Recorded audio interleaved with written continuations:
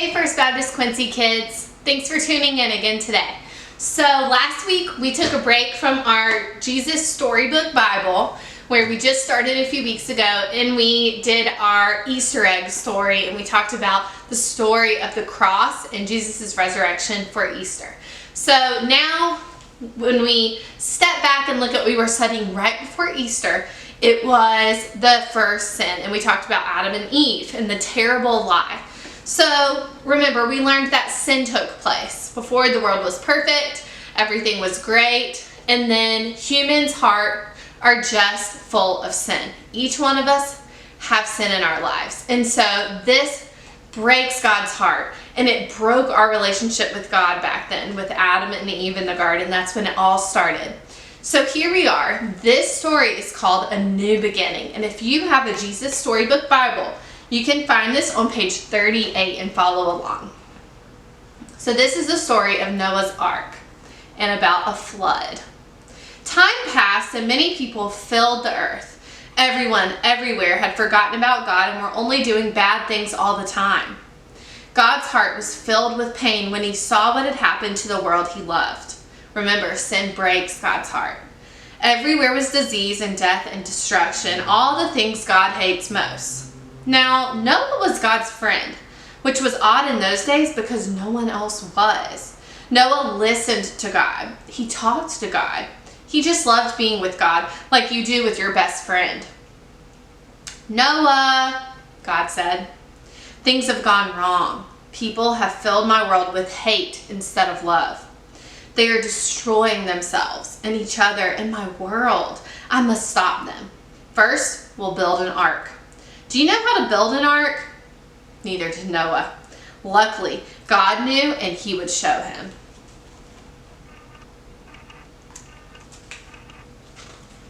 A storm is coming, God told Noah, but I will rescue you. I promise. I'll send the animals to you, ones that creep and crawl and slither and slime and gallop and hop and bound and climb. And don't forget to pack everyone's food. The storm was going to wash away all the hate and sadness and everything that had gone wrong and make the world clean again. God told up a way to keep Noah safe, but Noah would have to trust God and do exactly what God told him. So Noah built an ark. Short for a very large boat is what it was. Noah's neighbors came out to watch and point and laugh because they didn't believe Noah about the boat or the storm or needing to be rescued. So there are his friends laughing at him building this boat. Think about how Noah was feeling. And Noah must have looked rather silly. His boat was in the desert. The desert was nowhere near the sea, and there wasn't even a cloud in the sky. Why would anyone need an umbrella, let alone a boat?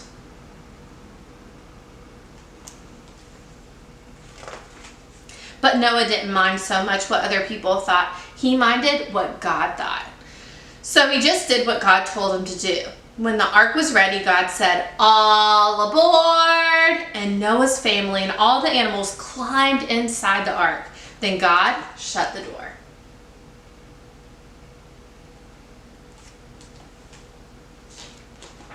And it started to rain for minutes that joined up into hours and joined up into days that joined into weeks and weeks. And the rain joined up into puddles that joined up into rivers, that joined up into lakes, that joined up into a flood that covered the whole world. Remember, the whole world was full of sin and God had to do something about it. It broke the relationship with him. Their boat that had once seemed so big suddenly seemed very small. But in the middle of the huge storm and the crashing waves and all the thunder and lightning, through it all, God was with them. And God kept them safe for 40 long days and 40 long nights. Finally, the rain stopped. The sun came out and Noah threw open all the windows. "Hooray!" everyone shouted. Noah sent his dove out to explore, and it wasn't long before she brought him back a fresh olive leaf. Everyone knew exactly what that meant. She had found a tree and land. The water had started going down.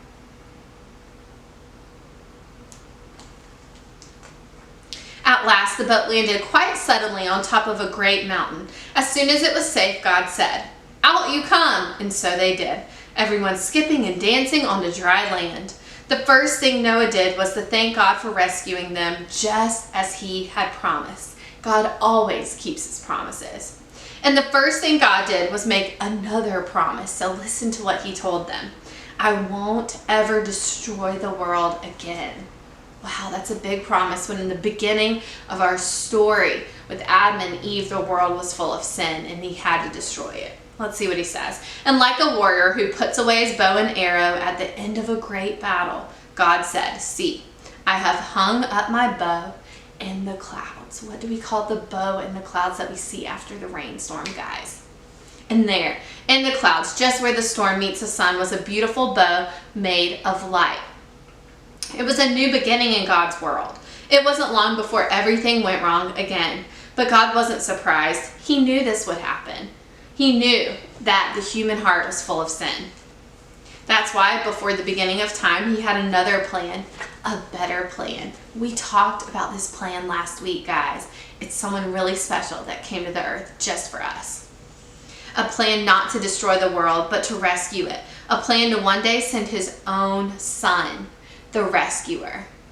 God's strong anger against hate and sadness and death would come down once more, but not on his people or his world. No, God's war bow was not pointing down at his people. It was pointing up into the heart of heaven.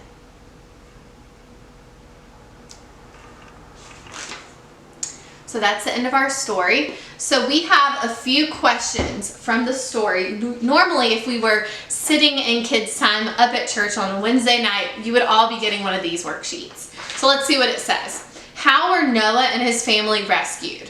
A, by being super swimmers, or B, by God? If I think about it, I don't remember ever reading about super swimmers. Did you? No, they were rescued by God himself. Remember, he was the one that told them to build the ark. So question number two, why were Noah and his family rescued? A, because they were good people, or B, because God chose them? Let's think about that. Were they really good people? Remember, everyone has sin in their lives and everyone falls short of God's glory. So I'm going to vote for because God chose them. And our last one, what does God promise Noah? Remember, this is at the end of the story. A, that God would never again send a flood to destroy the world, or B, that God would give Noah fewer animals next time. Now, didn't he promise he would never destroy the world again? So I think B's out, guys. I think A is the correct one, that God would never again send a flood to destroy the world. Remember, at the end of the story, it talked about how he would send a rescuer instead to rescue his people. And in that form, it was not going to be a flood that would destroy the people. It would be a rescuer. And remember, that rescuer is Jesus Christ, who died on the cross for all of us who have sin in our lives. So remember our verse from last week. It was Genesis 6:5. And that's the same one we're thinking about this week. And it says, the Lord saw that the human heart was only evil. Remember, that's because of sin in our lives. So one activity you can do at home is have this cloud. If you don't have a printer where you can print this picture in the comments below, that's fine. You can use a white sheet of paper and cut out a picture of a cloud and write your own words where it says, God is faithful. He keeps his promises. And that is so true. And what a great reminder, especially now when our days are weird and we have to stay home all the time. We can remember that God always keeps his promises and he is faithful to us. What a great reminder. And then if you have colored pieces of paper at home, you can tape or glue them to the back of your cloud to look like a rainbow. Now, I don't have all the colors at my house, and that's fine. You can also take white pieces of paper and color the colors yourself and then glue or tape them onto your cloud. So again, we're kind of making our rainbow here because remember, God placed the bow up in the sky. He hung up his war bow so that he would never destroy and remind us he would never destroy the world again. Thanks for joining us, guys.